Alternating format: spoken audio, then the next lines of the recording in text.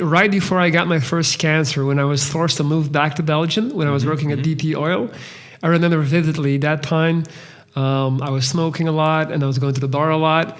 And so I was like, I want to say 23.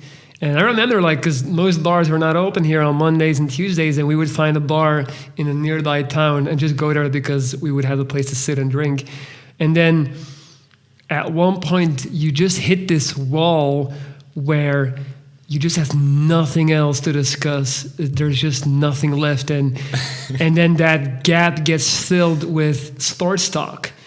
And at that time, I was heavy into football, for a lack of better goals. And you just end up spending entire nights debating on the top 10 strikers and is Ibrahimovic better than Zidane? And you get into these 2-hour conversations comparing these football players like Pokemons, and it just serves no purpose at all. There's literally nothing to gain from it. Like, it's not like, that really happened with me with sports. I really had to take a step back and be honest with myself and admit, like, do you really feel you had nothing to gain with it? Also, when you look back at it, because you spend so much time together with those friends, doesn't that have, in a way, a certain value that you are, and creates a certain base now? The trade-off at that point, the friendship, just spending so much time together. The value at that moment was for me not to have to be home with my parents. That was the value. At the time, it had value. Did I learn something in that period of time that I still use to this day? Probably not. The only thing that I learned is that it just makes more sense to invest less time in sports. And don't let me be clear. I just had to select which sports. Like, I'm still a huge NBA freak. I still follow the NBA. I still watch a lot of NBA games, which takes up a lot of time. But I had to cut football out because it just became that was everything, man. That was everything. And then we combined that with gambling on the games to make it more exciting. So that was like another year in a rush where it's like when I discovered gambling, dude, it was watching a live football game when you have money on it. It's literally like taking drugs. It's fucking crazy. It's so fun. You're just sitting there. You have this, like, what we used to do is we would always combine games. So we would predict the winner of, let's say, 4 different games, right? So my strategy would be, I would say, okay, Barcelona is going to win, Real Madrid is going to win, Manchester City is going to win, like, sure things, which is bullshit, of course. And then I would pick, like, one game that would have where there's actual value, like you try to predict a not so predictable score.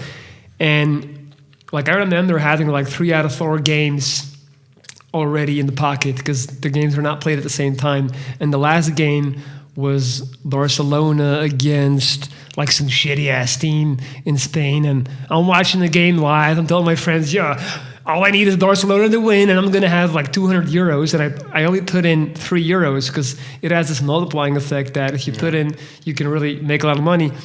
And I remember Barcelona just not scoring. And I'm just sitting there, like, 60th minute, 70th minute, 75th minute. I'm just getting nervous. And then finally them scoring in the 92nd minute.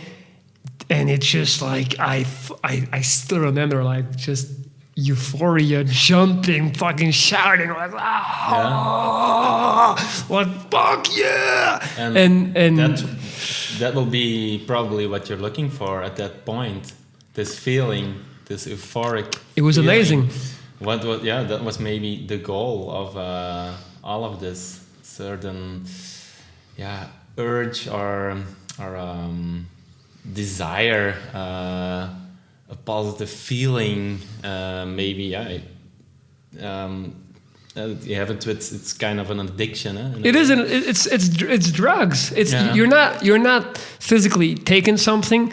But it's just as much of a drug as it is to take a pill or to drink liquor or smoke. It's a drug, period, because it's ups and downs. And you need that rush.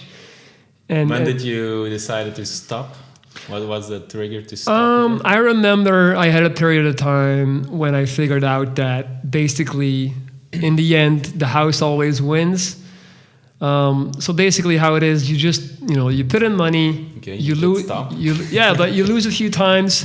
Yeah. Like you lose 5 times, but you win 1 time, and the human brain has this thing where we're so good at just remembering the victories, and I had this notion in my head that I was up like 500 euros, and then at one point I was like, "No, but am I really up? Because I'm buying a lot of tickets, Yeah. right? Because you Would start, Would you recommend when you are in this process of gambling and really putting it in a textbook? But I was gonna get to that. So at one Yeah. point I said, I'm gonna literally start writing it down, like in an Excel sheet. And then it just became painfully obvious that I was losing. Because, like, think about it. I'm not even a good bettor. I have no inside info.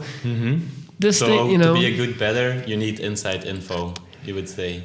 I guess to be a good bettor, that word is like a contradiction on its own. But then again, I do know there's people who claim to make a living off of it. It's probability theory. Like there is a science behind it. There is probability. It's analytics. It's just like analytics.